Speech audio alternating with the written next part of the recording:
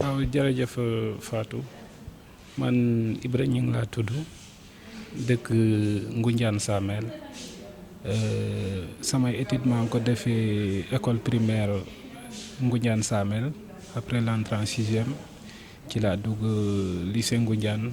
ba ma amee bac ma jóge foofu ñu defoon benn concours bu ñuy wax concours d'entrée à l'école des bibliothécaires archivistes et documentalistes de l'ICAD. Après la formation bon ci lañ ma désigné administrateur de la bibliothèque. waaye Ibra Tine ñu fekk la fii ci maison de la francophonie nga gérer li nga xam ne moom mooy bibliothèque bi ci loolu est-ce que mën nga ñoo xam li nga xam ne nii moom ngay jànkoonteel fii ci bibliothèque bi. waaw après tout mu nekk plaisir ci man ma nekk doomu Ngoundiane di liggéeyal Ngoundiane mu nekk loo xam ne def ma marqué trop ndax vraiment nekkoon na maanaam initiative boo xam ne dañ ko yàgg a bëgg fii ci Ngoundiane kon buñ ko amee mu nekk bibliothèque municipale dañ koy rafetlu bu baax a baax ñun ñu ngi commencé le 1er janvier 2021 boobu ba ak léegi mën nañ ne am nañ 5 mois durant les 5 mois on a pu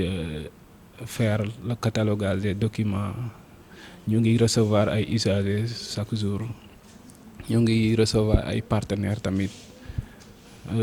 gis nañ tamit taxawaayu conseil municipal bi ci seen kaw bopp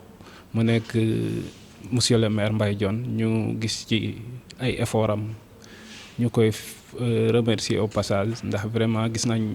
nañ ne dugal na ci loxoom ci liggéey bu baax a baax de ce côté ñu ngi koy remercier bu baax a baax. ci loolu ñu ñëw ci côté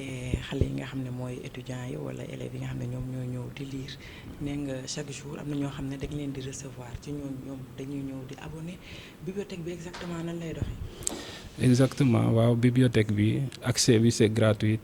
mais bon comme bibliothèque nu muy faral di doxee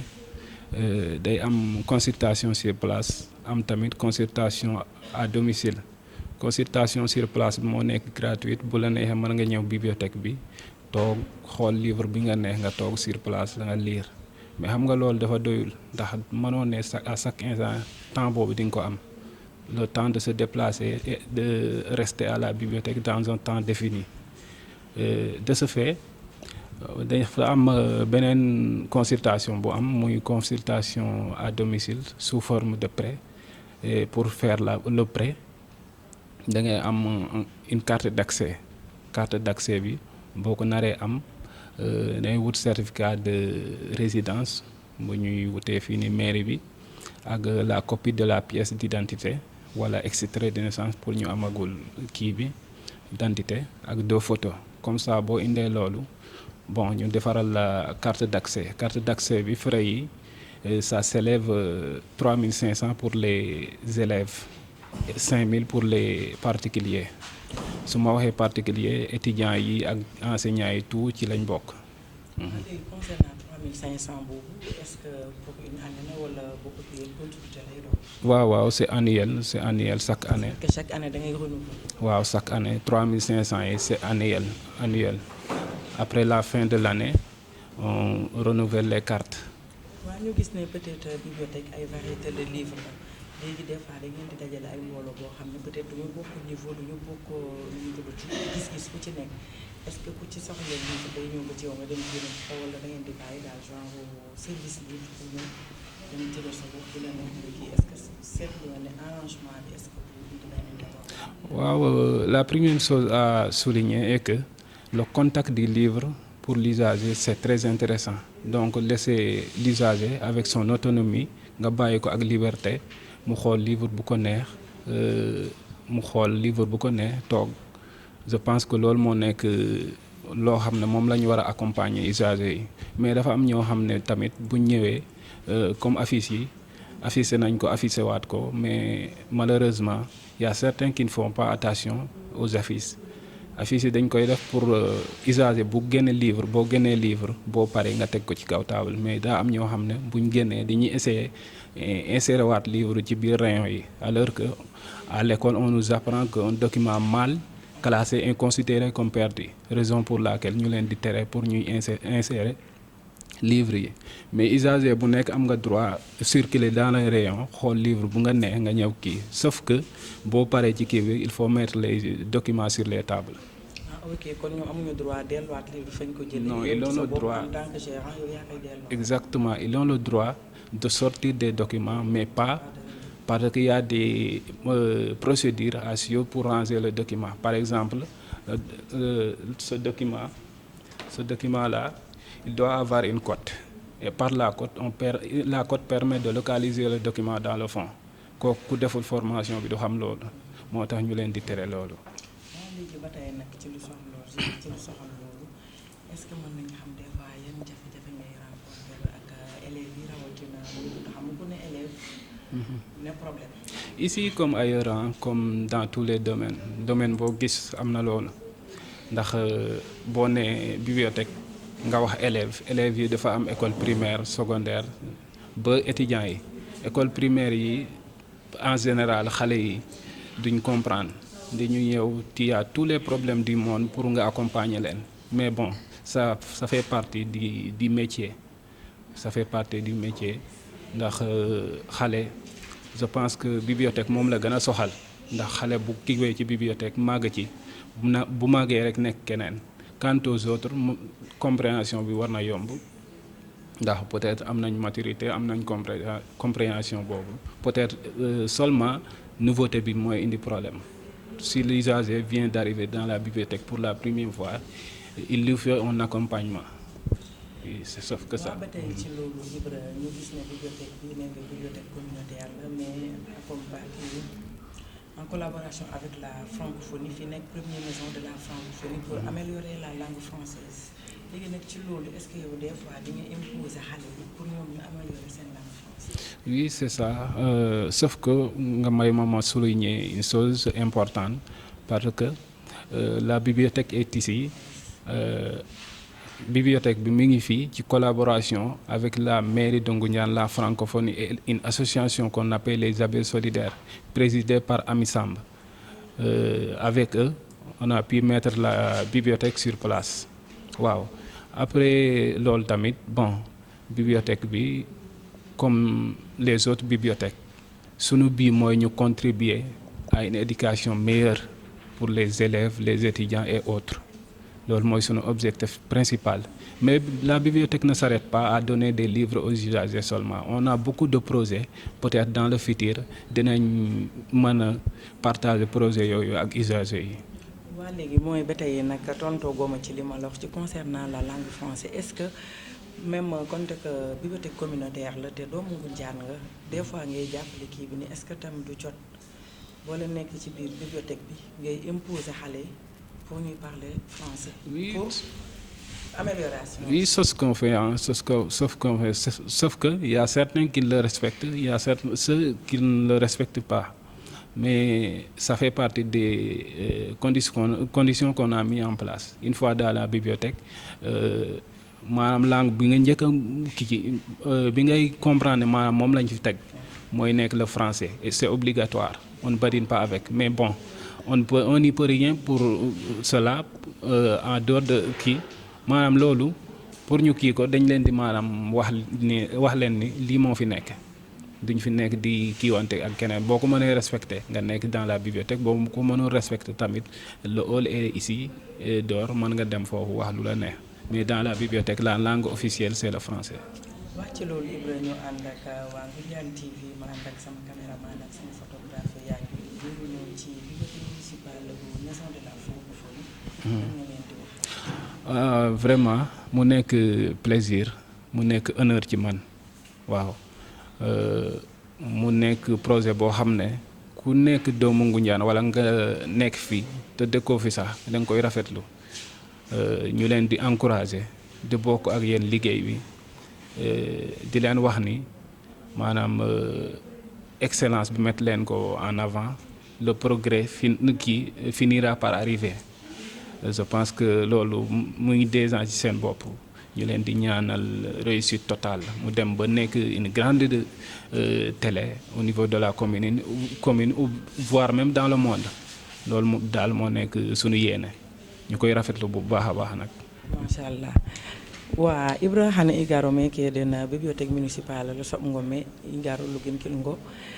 no ñaaƴen tameke fu njaƴe den bibliothèque ale d'après ne lem toona sànq bibliothèque municipale o en collaboration avec la francophonie et la mairie de Ngoundiane. waaw bibliothèque ne francophonie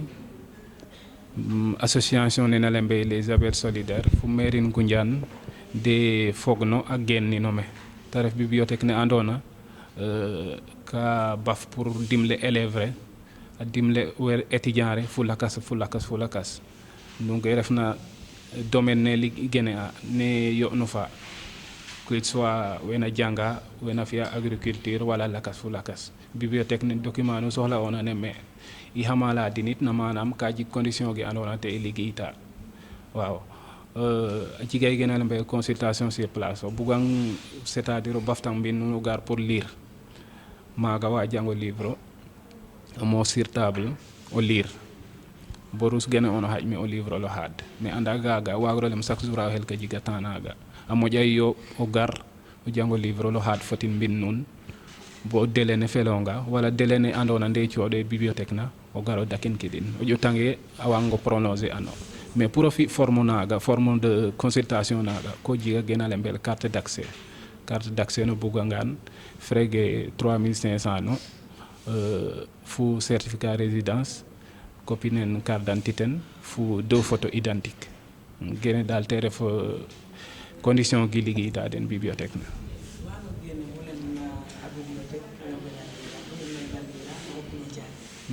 njaaj en général kadi njaaj ɓe andona fof fogeero ne andona nagata yahate ɓurfna a jib jikko ne andona ɓeyta kam alem ko fof kam na ñep rek façon jikko non fno ɗi to kadi andona ko ɓeyde kala waray na ñaget lam kaari ko andona ka he mbaɗata kota hen ɓurfnama tawa kam est ce que no gaata woni andona wore min goɗeji waaw jafe-jafe weero ñako ndax comme ne lemtana chaque jour mu dajale toona fukki nit ne andona fogeero jikko waaw lem batrong ni wax lem na bibliothèque o lem commune njaaj fu maak de fréquenter a bibliothèque ne weke a jiga ne yar ku ne dal fane yarte on a mbin nun waye ino no côté in i fi'a le tout pour a garanga i feyo lalo din condition ge andona te i liggéeyta o wagang dino respecter liggéey fa arangit na ma wago respecter din i fi kayo le tout pour o respecter din mais arang wage refit a jigay ol ne refna meke arang ko bax pour fi ik lakasit wala o had mbid nuno fi it kinde mais bibliothèque ne objectif principal ne intérêt fi i fexe yo bo hu garna me o jig satisfaction den liggéey ne ha livre ino comme ni genetina gi jangna école na te refi o garna bibliothèque ne a way gara ɗeeto livre le fel nina a watnin a lire mais a takna le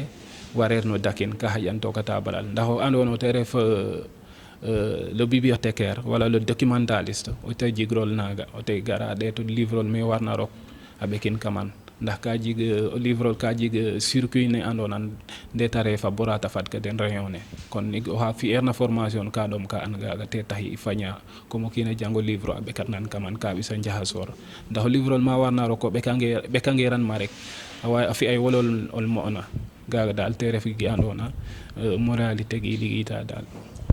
gaga ba tay comme mo lemno élève lem jang to comme bibliothèque communautaire ne ka yon windo andona kaare fof wiɓe andona ka tagata wiɓe pour nasaran we walla pour lakne nasaran we jaaƴe wagode neɗo sohla ɗum walla a jangan bo antari tan a lakka comme ta lakta guetanɗemɗa no gaga est ce que en tant que gérant forcé ayode jaaƴe pour refangade bibliothèque ana fañola ko lakas mais jerna a nasaran iyo comme ge andona te i jangti yo école primaire ge nda école primaire ge ri jangama te refi ki fañte gelo o ñeɗa gererna français kam classe ne bo den lycée ge bo meki toluna kon nigi jiganga comme projet naag yo weero fi o lakas ge jelna i reefo norme gaga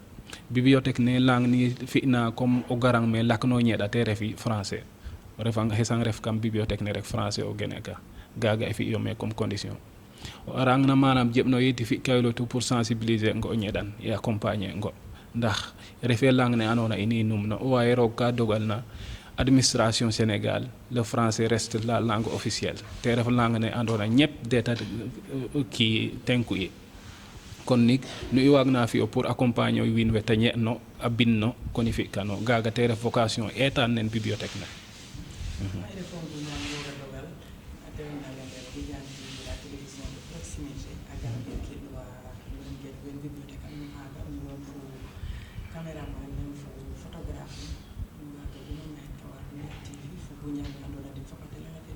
iyo im sante a nuun gidma nuun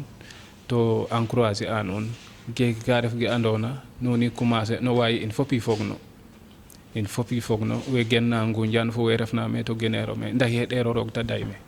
ki bugo o feet fo feet i nanana mu refna den adna ne kon nig pour gaga jeg ini waago yo fokatoro i soutenir o nuun nu soutenir in bo nu jofuma andona magan bugu yo to roga fi kan inchallah